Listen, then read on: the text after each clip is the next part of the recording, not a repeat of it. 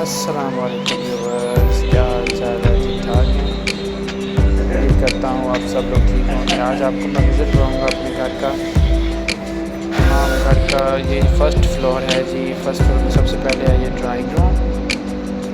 ये drawing room construction हो रहा है। इसके बाद ये टीवी रूम, टीवी हॉल, ये सामने गैलरी है, ये टीवी हॉल। इसके बाद है ये स्टोर रूम,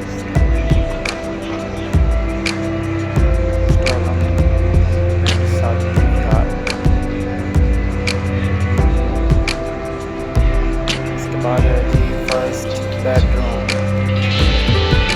ये बेडरूम है,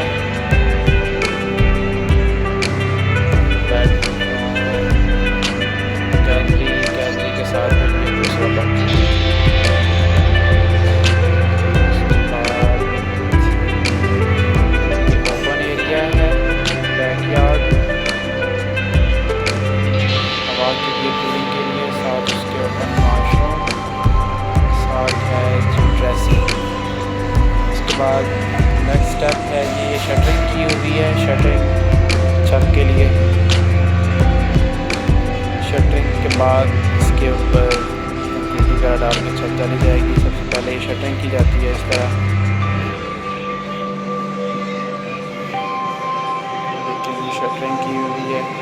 कोई आरसी छत बनाते हैं पहले, फिर इसके ऊपर आरसीसी की छत डालते हैं।